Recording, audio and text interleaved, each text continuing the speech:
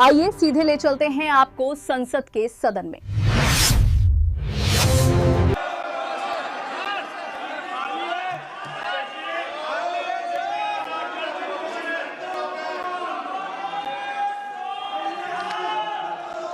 धर्मेंद्र जी, एक मिनट।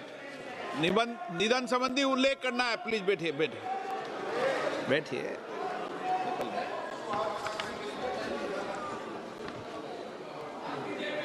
माननीय सदस्यगण, अत्यंत दुख के साथ मुझे सभा को हमारे पूर्व साथी श्री स्वरूप सिंह हिरिया नाइक के निधन के बारे में सूचित करना है।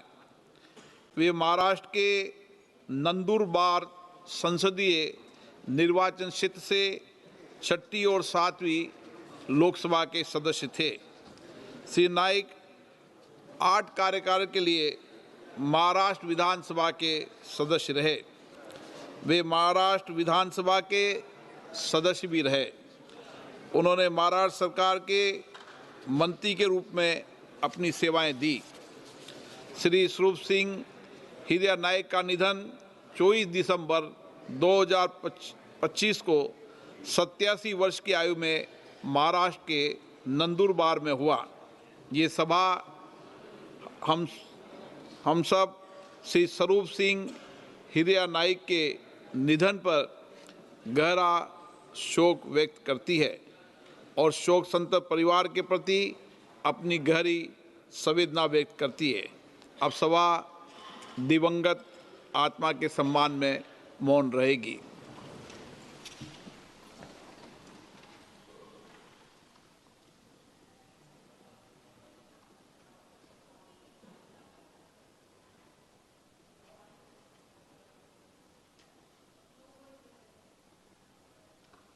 ओम शांति।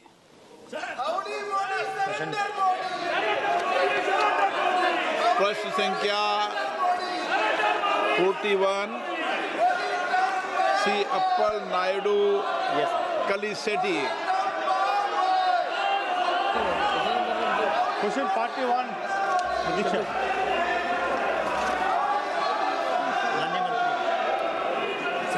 उत्तर रखा गया महोदय। उत्तर सभा पटल। मान्य सदस्य, విజయనగరం జిల్లాలో బీఎస్పీ మరియు ఇతర బలగాలు చేయదలుచుకున్న స్థానిక యువత నిర్మితమైన మార్గదర్శనం, దరఖాస్తు సహాయం మరియు శారీరక శిక్షణ అందించేందుకు ప్రత్యేకమైన సిఏపిఎఫ్ రిక్రూట్మెంట్ సెలక్షన్ సెంటర్ను ఏర్పాటు చేయడానికి ప్రభుత్వం పరిశీలిస్తుందా? అదేవిధంగా ఈ ప్రాంతానికి చెందిన రిక్రూట్మెంట్లు తమ ప్రాథమిక శిక్షను స్వస్థలానికి సమీపంలోనే పొందేలా విజయనగరం జిల్లాలో ఒక రిక్రూట్మెంట్ ట్రైనింగ్ సెంటర్ను ఏర్పాటు చేసే సాధ్యతను కూడా ప్రభుత్వం పరిశీలిస్తుందా?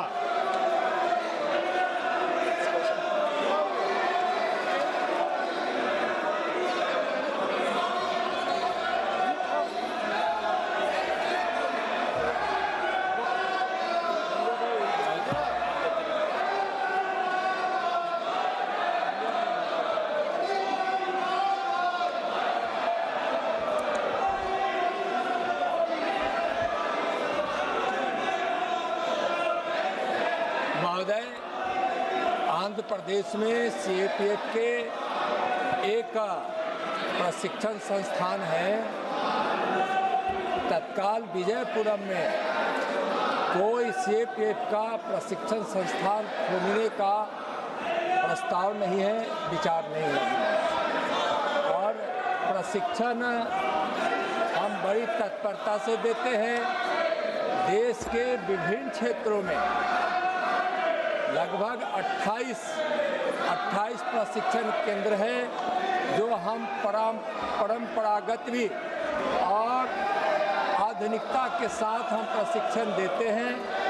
हम वर्तमान की चुनौतियों और भविष्य को दृष्टिकोण में रखते हुए हम प्रशिक्षण देते हैं और वह प्रशिक्षण का परिणाम है कि आज देश से नक्सलवाद, वामपंथी उग्रवाद समाप्त लगभग हो गया है और मार्च तक पूरी तरह से वह समाप्त हो जाएगा महोदय। और आतंकवाद रोधी कार्रवाई कार्रवाइयों में सफलता मिली है। हम देश की आंतरिक सुरक्षा को सुनिश्चित करने में हम कामयाब हो रहे हैं। आज नॉर्थ ईस्ट में आज शांति बहाल है। हम चुनाव प्रबंधन में भी अच्छा सफलता प्राप्त कर रहे हैं। जब जरूरत होती है तो हम राज्यों को भी सहयोग करते हैं। धन्यवाद। ऑनरेबल मेंबर గౌరవనీయులైన స్పీకర్ గారికి సిఎఫ్ఎఫ్ అధికారులు ఇప్పుడు ఆర్గనైజర్ గ్రూప్ ఏ సర్వీస్గా గుర్తించారు. అందువలన ఇతర ఆర్గనైజ్ సర్వీస్ రూల్స్ వారికి క్యారియర్ పురోగతి మరియు క్యాడర్ రివ్యూకి సంబంధించిన హక్కులు లభిస్తున్నాయి. అయినప్పటికీ సార్ గత కొన్ని సంవత్సరాలుగా బలవంతం ప్రమోషన్ నెమ్మదిగా మరియు సీనియారిటీ పోస్టుల పరిమితి వంటి సమస్యలు వెలుగులోకి వచ్చాయి. ఈ సమస్యలను గమనించి గౌరవనీయ సుప్రీంకోర్టు సీనియారిటీ లెవెల్ సిబ్బంది నియామకాన్ని సమీక్షించాలని సూచించింది. మరియు 2025 మేలో సెంట్రల్ ఆర్మీ పోలీస్ ఫోర్స్ సిఏపిఎఫ్లో అన్ని క్యాడర్లను సమగ్ర సమీక్షలను 6 నెలల్లో పూర్తి చేయాలని సూచించింది. నా క్వశ్చన్ సప్లిమెంటరీ క్వశ్చన్ గవర్నర్ మంత్రి గారికి బార్డర్ సెక్యూరిటీ ఫోర్స్ బిఎస్పీ సంబంధిత క్యాడర్ సమీక్ష ప్రస్తుతం ఏ స్థాయిలో ఉంది మరియు సుప్రీంకోర్టు ఆదేశాలు పూర్తిగా ఎప్పటికి అమలు చేయబడతాయో మీ ద్వారా సభ ద్వారా సమాచారం ఇవ్వగలని కోరుతున్నాను. అధ్యక్ష, థ్యాంక్ యూ.